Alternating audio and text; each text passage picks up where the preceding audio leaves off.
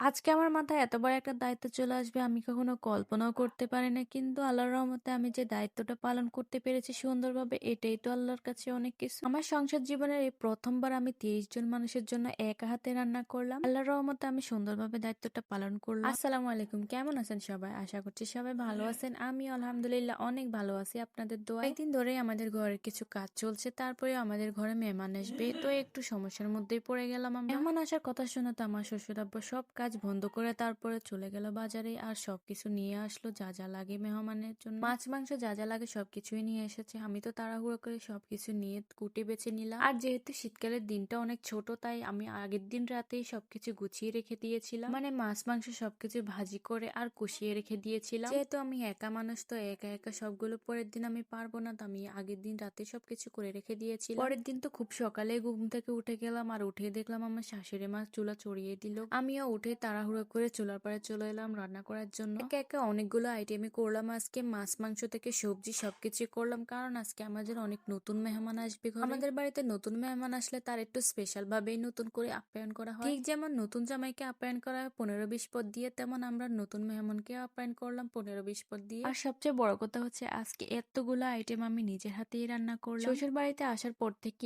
এতগুলো আইটেম আমি এই প্রথমবারে নিজের হাতে করলাম। পরের দিন তো আমাদের রান্নাটা অনেক তাড়াতাড়ি হয়ে গেল। তারপর আমি বসে পড়লাম শরবত বানাতে। আর শরবত ছাড়া আমাদের তো মেহমান আপ্যায়ন হয় না। নতুন হোক পুরাতন হোক, মেহমান আপ্যায়নে আমরা শরবত দিয়ে, এটা বলতে পারেন আমাদের একটা নিয়ম। আমার মনে হয় না লক্ষ্মীপুর নোয়াখালীর মতো মেহমান আপ্যায়নের সেরা কেউ হতে পারে। আমরা তো ভয় পাচ্ছিলাম যে মেহমান আসার আগে আগে আমরা সবকিছু রান্না করে ফেলতে পারবো কিনা, কিন্তু আল্লাহর রহমতে আমরা সব কাজ শেষ করে সুন্দর করে আবার নতুন বউয়ের মতো সেজে বসিয়েছিলাম। মেহমান আসবে আর আমরা একটু সাজুগুজু করবো না, নতুন কাপড় চোপড় পরবো না, তা তো হয় না। তো এই কাজের মেয়ের মতো বাড়িতে থাকি না কেন, কিন্তু সবার সামনে আমরা কিন্তু ওইরকম দেখাই না, সবসময় পরিপাটি থাকার চেষ্টা করি। মানে দেখুন, আমরা পুরো বিয়ে বাড়ির মতো আয়োজন করছি। মানে বিয়ের বাড়িতে যেভাবে বনফ্লেটে দেয় বা অতিরিক্ত কাজের ব্যস্ততা, আমি সবকিছু ভিডিও করে তোমাদের দেখাতে পারিনি। তাও এত কাজের মাঝে ফাঁকে ফাঁকে আমি উঠে উঠে একটু একটু করে ভিডিও করে নিয়েছি। খাবার শেষে ডেজার্ট হিসেবে মিষ্টি দই আর 7 আপ থাকবে না, তা তো হয় না। মেহমান আসলে খাওয়ার পরেই আমরা চলে যেতে দেই না 2-3 বার খাওয়ানো শেষ করা ছাড়া। সবাই আমাদের বাড়ি ঘুরে ফিরে দেখছিল, আর এই ফাঁকে আমরা নাস্তা রেডি করছিলাম। আজকে এতটাই সময় স্বল্পতা যে আমরা পিঠা বানাতে পারি না, আর পিঠা ছাড়া তো মেহমান আপ্যায়ন হয় না বলে। 2-1 রকমের পিঠা যদি না বানাতে পারি তাহলে ভালোই লাগে না। তাও কি আর করার,